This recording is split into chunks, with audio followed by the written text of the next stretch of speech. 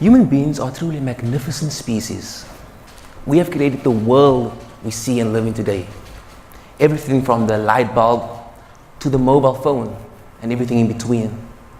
Yet, we still doubt our ability to take an idea, a thought, and bring it to life. Why is this the case? Why is it the case that we don't believe in ourselves? So, don't we all have dreams of a life we'd like to live? Visions of the goals we'd like to achieve? We tell our children to dream big, to reach for the stars, and that the world is theirs for the taking. But do we really believe this? Are we setting an adequate example? These are the thoughts I've been having lately, the questions that I've been asking. And what I realized is, why is it that so few people are actually living a life of abundance when we actually have the potential within inside of ourselves? And the key is that most people are not taking action on the life they want to live. We sit and dream as much as we like, but if we're not actually taking a step towards it, we will never ever manifest our greatness. And the key reason that most people are not taking action is because they have a fear of failure. You see, throughout our lives, we've been conditioned by society to be afraid of failing. Why? And in the very instances when we did happen to fail, we were made to feel like a failure, like embarrassment, by the very people who we cared about the most, whose opinion we treasured the most: our parents, our peers, our teachers. So, as a result, we developed this belief about our ability, who we are, and what we can achieve. We set up a boundary around ourselves, telling us that I would never cross this just in case I feel or experience the same feelings again. And this is a case that many people are living their life within this limit, not knowing that they possess a great untapped ability within themselves.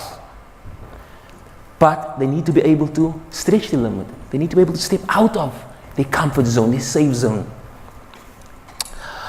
However, fear of failing only partially explains why most people are not manifesting the inner greatness. What about the people who actually take action but still fall short? What about the girl or guy who goes to the gym religiously but still struggles to achieve their dream body? Or the person who finally gathers the courage to start a business only for the business not to turn a profit?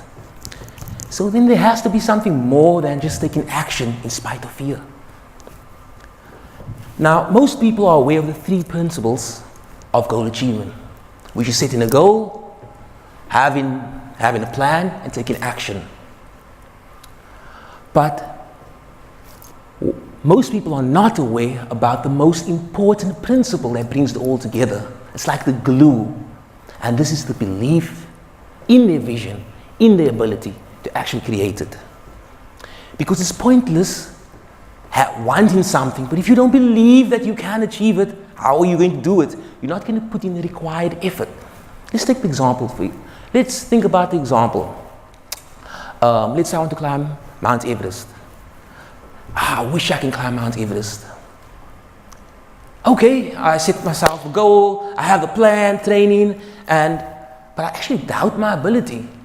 I really want to, but I doubt I'm able to actually achieve it. So what happens? I don't even get myself a coach to guide me. My effort is likely to be weak and tentative. And as a result, what will my results be? What can I expect? Weak results as well. And this basically is the feedback loop for ourselves. It affirms what we've been thinking all along, what people's been telling us all along, that it's not possible, that our dreams are too big, that we need to be realistic. When in actual fact, our dreams were not too big, it's just that we did not believe that it's possible. We did not believe in ourselves enough to make sure that we can manifest our vision. If anybody else can do something remarkable, so can you. Why can't you? That's the question to ask yourself. Now, how do you actually create this belief in yourself and your ability? So there's a couple of ways, but the starting point is to start with the voice inside of our head. The self-talk, our personal narrative, as it's known in psychology. You see, our personal narrative is an accumulation of stories and events and experiences from our past that we carry with us, that dictates to us how we see ourselves, how we see the world. So in the past, many of us has failed, has faced hardship, have faced adversity. And what does that mean? That means we develop a negative self-talk, a negative way of seeing our ability. So the self-talk is like, I can't do that because I come from a poor family. Or I can't do that because my education background is not right. Or I can't do that because I failed previously. But if you truly believe in your vision, it doesn't matter how many times you fail, you'll get up and keep going. Because failure is just feedback. But back to creating the belief. So our self-talk. So self-talk is really important. We need to understand that we all are conditioned beings as we're sitting there. We all are conditioned. And I'm sure you can relate to experiences in your own life where you admire someone else's skill or ability, but quickly tell yourself, I could never do that. Yet, you can. Most of the time, the only thing that separates us from the next person who we're admiring is our ability to take action. It's our ability to learn the skills needed to be at that level. No matter whether you think that person is a born talent, or whatever it is, the way you perceive in that particular person, usually it's just a bunch of skills learned and practiced over time. Repetition, repeating it over and over, finding a way and getting better. That's how you condition yourself. For example, when I started running, so a few years back, I was quite overweight. I was close to 30 kilograms heavier. And when I started running, I couldn't do 1 kilometer. But that didn't stop me. I made sure that I conditioned myself, and now I'm able to run 10 kilometers for breakfast, before breakfast, any single time. I can run more than that, doesn't matter, because my body is conditioned. I don't have to push my body to do that. I can do it naturally. And that's how our mind works as well. Conditioning, through conditioning, we actually create our new programming. And we need to condition our mind. We need to condition our self-talk. We need to create an empowering self-talk. One that says, because I come from hardships or adversity, because of that, I have to create my vision. I have to go after my vision.